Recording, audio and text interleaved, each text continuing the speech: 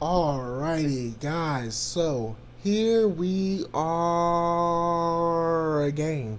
Different day, same grind. This time we're going to be talking Avengers Infinity War.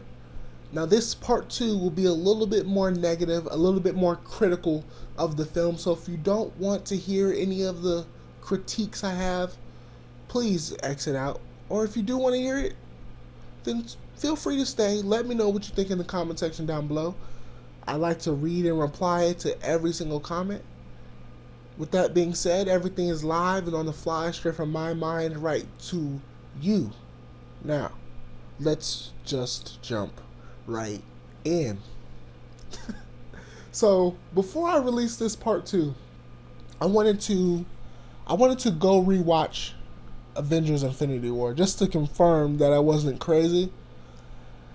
But if you think about it, do you realize that like 4 out of the 6 stones were just given to Thanos? Like, he didn't have to bully anybody out of the stones. He just literally just was given them.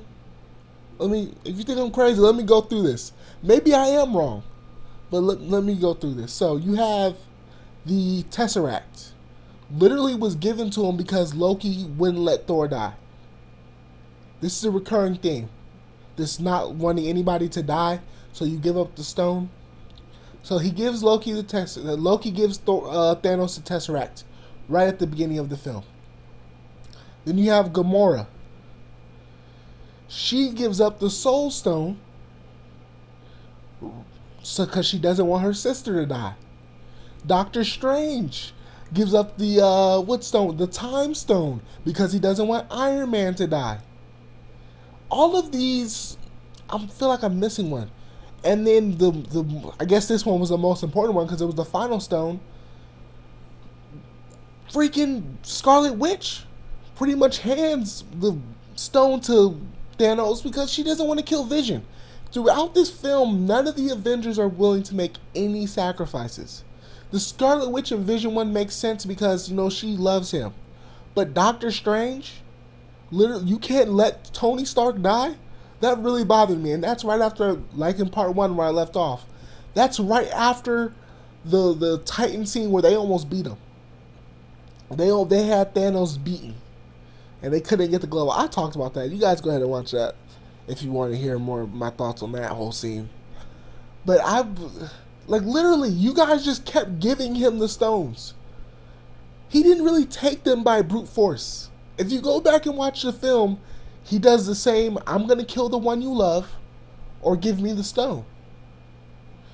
I'm going to kill the one you love, or give me the stone.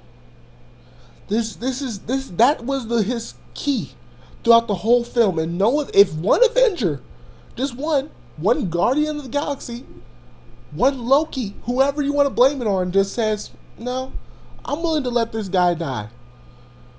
Like Gamora, she was talking about, oh my God, he can't have all the stones. If he gets me, then you have to kill me. You have to kill me. But you wouldn't let your sister die. She's a robot. I know I didn't watch Guardians of the Galaxy, guys, but she's a robot. She can't be in that much pain. I don't know. Let her die.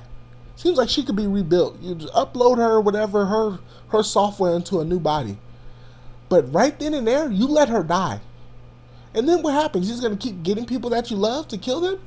Cool, you just keep letting them die. Eventually, he's going to run out of people. I know that's an extreme take, but at some point, one of the Avengers, one of these superheroes who keeps telling me that the universe is at stake if he gets all these stones, has to make a sacrifice. And none of the Avengers were willing to make any sacrifice. Doctor Strange wasn't willing to sacrifice Tony, even though you don't know this man. And moments ago, you just told him if it came to him, the kid, or the Time Stone, he would let them die in a second. Well, Tony was already on the verge of death. You just had to shut up and teleport out of there. You could have literally teleported away. Put that thing in some alternate space reality castle thing. You could have done. I was very disappointed with that. Dawned on me.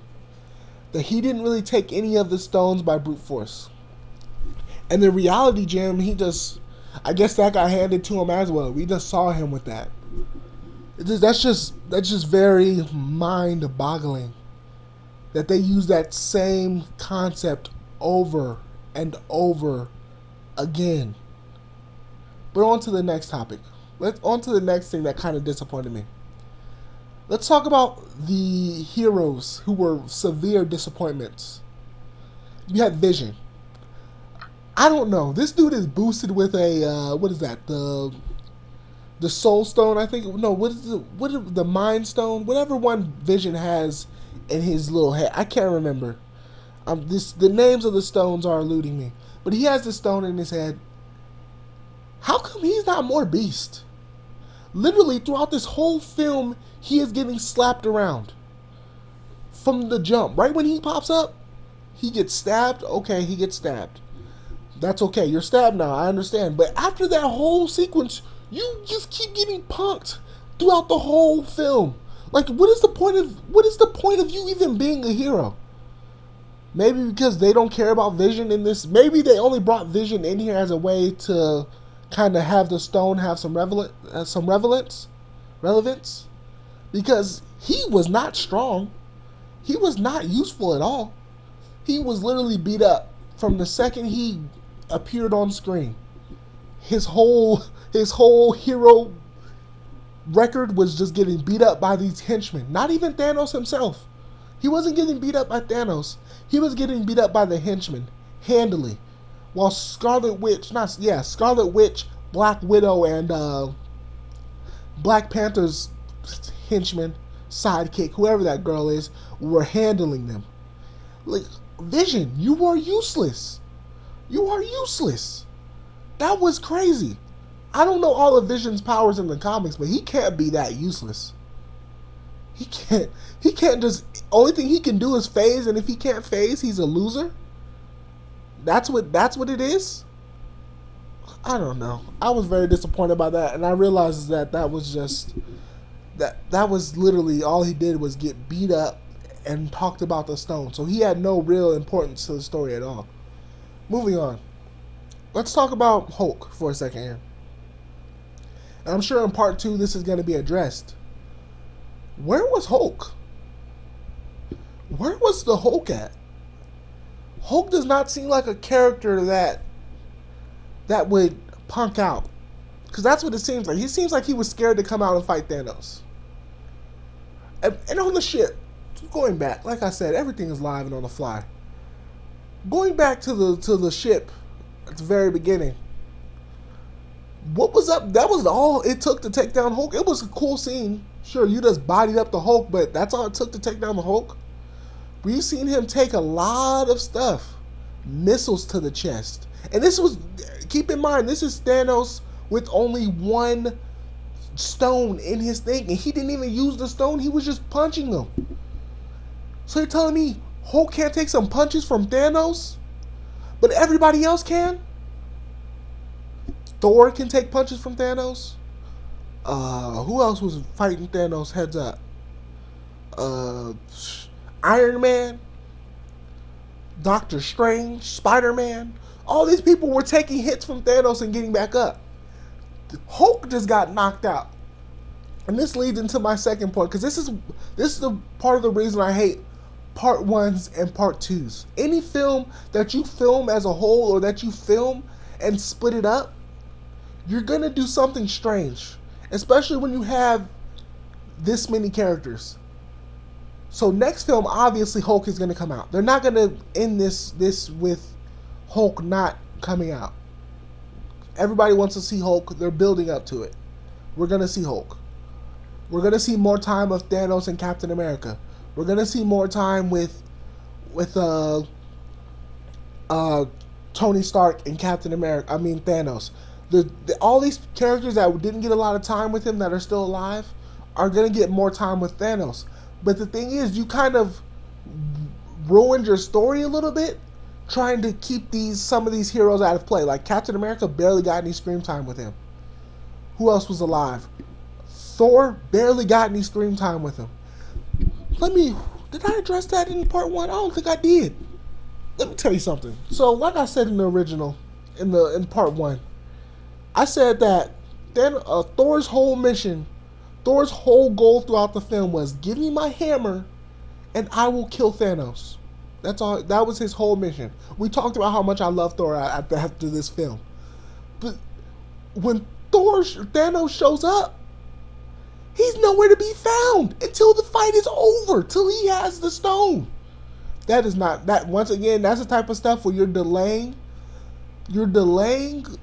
some things so that part two can happen. Now part two has to happen. They have to get these heroes back. Let's not be silly. If you're watching this video, let's not be silly with each other. Spider-Man's not dead. Spider-Man's obviously coming back. Come on now. Black Panther's not dead. He's obviously coming back. So now we have to do, and if they do time travel, Lord help me. Lord help me if they do time travel. Please don't do that. Please. Please no time travel. Jesus, man. Jesus Christ, don't do any time travel. I don't want them to do any time travel. I don't know what they're going to do to get these heroes. I guess they have to time travel, right? I don't want them to do that. Please don't add time travel into the Marvel Universe. That's what I'm saying. You guys are trying to have this big splash effect, but they really didn't. You should have just made this movie 3 hours. Added another 30 minutes onto this film. People would have watched it. Maybe make it 3 hours and 15 minutes instead of the 2 hours and 24 minutes. Take that extra, was that 45 minutes or whatever, and just finish this film off in one go. Because now we know it's another 2 hours and 24 minutes. We're going to get the rest of the heroes that we really didn't see in the first film to get some more interaction time with Thanos. The Avengers win. There we go. But I'm not really a fan of that. When I went to go rewatch the film and I realized that Thanos didn't even do anything beastly. He just literally used the same, I'm going to kill this person you love if you don't give me my stone. And if for one case, it wasn't even a person he loved. Doctor Strange has no emotional connection to Tony Stark. Let that man die. You, of all people, have been saying, I cannot let Thanos get this stone. I cannot let Thanos get this. I am the protector of the time stone. Then let Tony Stark. He already has the blade through his chest. You're over there in the corner. Shut your mouth. You offered up the stone. You offered up the stone. He was not even looking at you. He was not even addressing you. He was focused on Tony Stark. Blade through his chest already. Let that man die. And you teleport out of there. You go hide that stone. I don't know, guys. Am I crazy?